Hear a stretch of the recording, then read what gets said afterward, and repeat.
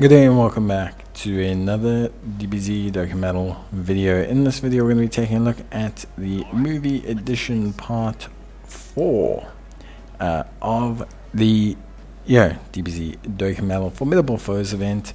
Now I haven't got around to these as quickly as I'd like, mainly because I'm just busy doing other stuff, and really honestly these events are interesting, but I think due to the 4 items and the pretty impressive amount of debuffs you can actually apply to bosses, I don't think they're that challenging. I will be doing the challenge missions and everything now finally, because I really want to obviously also to get the stones.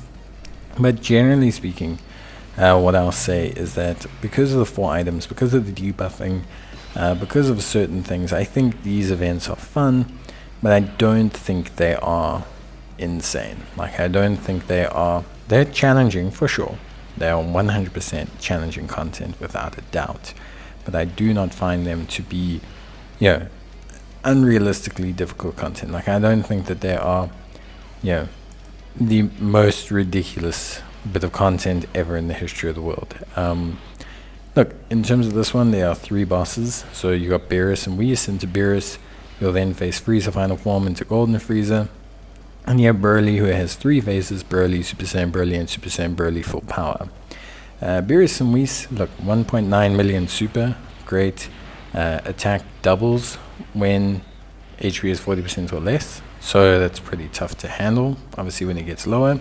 700k normals, attack lowering, defense lowering, ceiling immune, but realistically pretty solid. Realistically pretty solid. Like, I think overall he is quite good. I think he's very reliable. I think he's a decent boss to start off with, but I don't think he is ultimately super challenging. You can stun him, which makes things a lot easier. Physical Beerus, he is definitely a step up. 180 million health, 3.6 million super. His attack goes up by 30% on the 3rd turn from his entry. He gets attack of 8% with each attack received, attack of 20% when a Realm of the Gods category character is present, which you need to be aware of. And he also nullifies attack ceiling effect. So definitely something to be mindful of. For me, I have a team that does not have any Realm of the Gods category characters, so things are a lot easier to handle. You can attack lowering him, and attack lowering is useful in every single one of these fights. So it's your primary mechanic to focus on. Stunning is also incredibly useful in the first phase of each of these fights, as it prevents you from taking any damage and allows you easy setup. Frieza is no different, 90 million health, 2.8 million super. His attack goes up by 20% when a movie heroes category character is present, again using uncontrollable power, so we avoid that problem. Enemies defense of minus 5% with each attack received, and enemies attack minus 20%. So he debuffs you a little bit, which is quite frustrating. Golden Frieza, the phase afterwards, 4.5 million super attack, 150 million health. Attack of 50% when HP is 30% or less. Damage reduction rate of minus 3% with each turn passed, no more than minus 30. And attack of minus 7% with each attack received, no more than minus 20. The easiest way to get through Frieza, you can double attack lower him. So bring multiple units.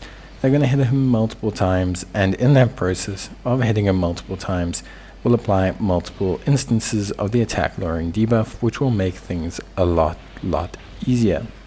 So while we're looking at Golden Frieza, and while we have a little bit of time, let's talk about why I brought Uncontrollable Power. So I brought Uncontrollable Power for a lot of reasons. Firstly, it misses all of the conditions that all the bosses have to increase their damage. No Realm of the Gods category characters against Frieza, no movie heroes category characters, and against Broly, when we'll talk about him, no fused fighters category characters. This immediately makes life a lot easier. On top of that, we have Int Broly, who is a very good unit for stunning. And on top of all of that, as well, we also have some decent-ish attack lowering. We don't have an amazing amount of attack lowering, something I would like to potentially remedy. But other than that, the team works at a pretty decent level.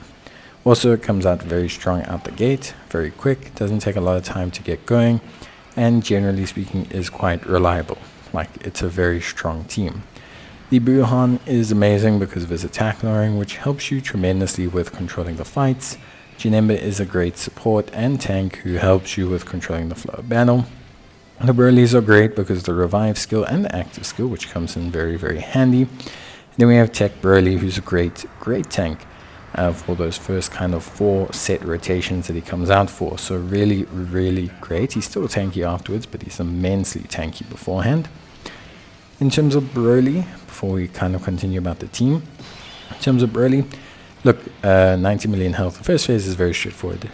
Defense of -7%, each unarmed attack received, attack of 26% up for 3 turns from his entry, 2 million super, 700k normals. Super Saiyan Broly does 3.4 million super, 1.2 million normals, defense of 200% for 7 turns, which makes him fairly tanky, attack of +6% each turn passed, and attack of 26% up when fused fighters are present. Honestly, the 2 first phases are not too crazy, they're just kind of stat sticks to kind of move your way through it.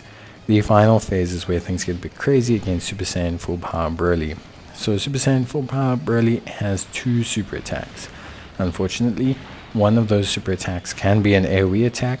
There's a 4.2 million super to all enemies. So it's a very, very difficult attack to take. 1.5 billion normals. And then he has obviously a singular target super attack, which is 4.5 million damage. He also raises his attack and defense on that for 1 turn, which can also be quite frustrating. He nullifies ceiling effects, stunning effects, his damage reduction rate is raised before he receives 10 attacks, and he has attack of 6% up with each attack received. So he gets very out of hand. His AoE is going to be your biggest problem here. It's also one of the reasons why we went with uncontrollable power. So with uncontrollable power, the AoE is avoided via 2 mechanisms. So the first is the revive. The revive is incredibly helpful for us.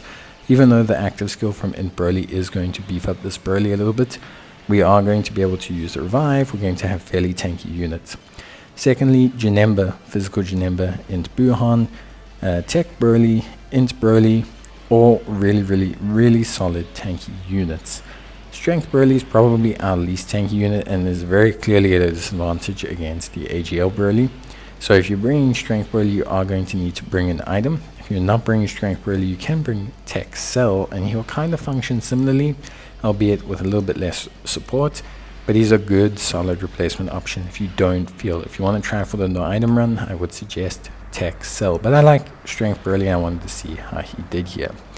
So that's obviously 2 kind of big major talking points. I think overall, in terms of the difficulty of the fight, I will say that Broly is definitely a challenge. He's a really tough fight to deal with for a lot of reasons. The AoE is tremendously irritating, but also what is annoying is that kind of 10 attack damage reduction. So you need units that are going to hit him quite regularly. Like you need to be able to reduce that damage reduction quite a lot. So you want to get those attacks out as quickly as possible to knock him down and to bring things down into line. It's really the kind of biggest mechanism I talk about. That and his obvious huge AoE effects, which, as you can see, not great to deal with. So it does help. Look, physical Janemba is great. Int Janemba is great when he gets his dodge off. The Broly's will be fine, except for Strength Broly. So you don't have to worry too much, even if you are going to no item. But you do just have to obviously be wary of that you are going to be a little bit RNG reliant. For me, overall, it was a fairly fun stage. I did enjoy taking it on. Like I said, items help a lot in formidable battles, and I can understand players who like no item runs and that obviously go, well, you used items. That's fine. I'll do them without items just for whatever.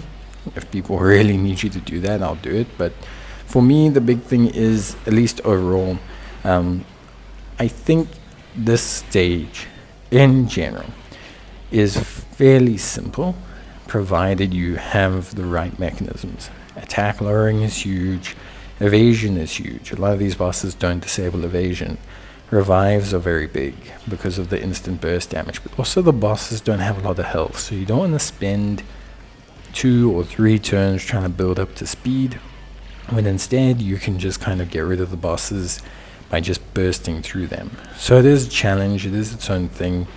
Look, I think ultimately at the end of the day, you have to decide if this is the kind of team you want to run. But it's one of the reasons why I really like uncontrollable power and movie bosses and that in this phase, because of how powerful they are, how good they are at tanking, how diverse they are, the active skills they have, the revives they have, and just everything they use in general. I really find the mechanisms that they have to deal with these situations being very, very, very consistent and being incredibly reliable and tanky and just good, solid team build with units.